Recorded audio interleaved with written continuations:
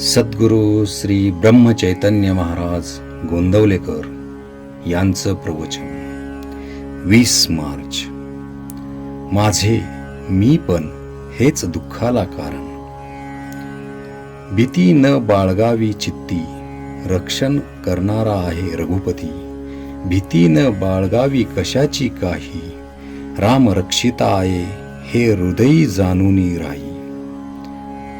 सर्वस्वी झाल्यास रामाचे, राम उभा राहिला तेथे, काळजीचे कारण न उरेसाचे. राम म्हणावा दाता खरा, न द्यावा भीती काळजीला थारा. काळजी करू नये, प्रयत्न सोडू नये, कोणत्याही कारणाने रामास विसरू नये. म्हणावा प्रपंच रामाचा झाला, मनाने परमात्म्याचे होणे हा उपाय भला. तेथे ठाव नाही काळजीला, तळमळीला. देहासी ठेवता माझे मी पण, तेच होते दुःखाचे अधिष्ठान. आजवर जे जे काही केले, ते ते मीपणाने झाले.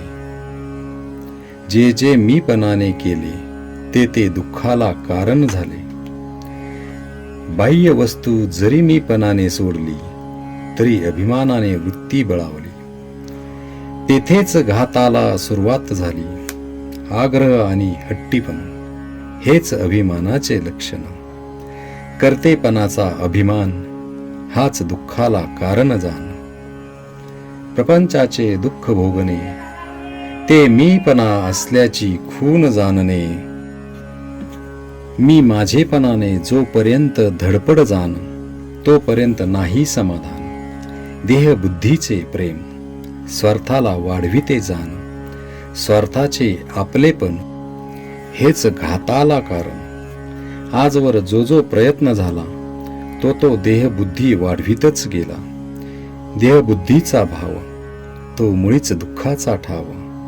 जोपर्यंत आपला नाही देहभाव विसरला, तोवर देह दुःखे पस्तावला गेला. म्हणून देहबुद्धी धरून राही, त्याला कोठे सुख नाही. रामाविन अन्य प्रीती, उपजे देहबुद्धीचे संगती. म्हणून मीपणाचे न व्हावे अधीन, जेणे भंगेला आपले समाधान. कारण जेथे मीपणाचे ठाणे, तेथे दुःखाचे साम्राज्य असणे. पाप पुण्याची भीती, ही देहबुद्धीची संगती. वासनेत जीव गुंतला, कष्टी फार फार झाला. आजवर वासना पोटी धरून राहिला, आपल्या हिताला नागवला. नदी जशी अखंड वाहते, वासना तशी सारखी वाहते. वासना भोगाने कमी होत नाही, त्यागाने नाहीशी होत नाही. आपण देहधारी, देह दुःख न सोसवे क्षणभरी. ज्याला म्हणावे मी माझे, त्यावर माझी सत्ता न गाजे. माझी इच्छेने माझे मलाच ठेवता येत नाही. जगाने माझे इच्छेने वागावे, हे म्हणणे खरे नाही. सर्व काही देता येते दान, पण उर्वरित राहतो अभिमान. कर्तेपणाचा अभिमान हेच भगवंताच्या आड मुख्य जाण. म्हणून माझे मी पण हेच दुःखाला कारण. रामाचे होण्याने होईल निवारण, सर्व बंधनांचे दुःखाचे कारण. कर्माचा करता मी होणे जाण. श्रीराम जय राम, जय जय राम.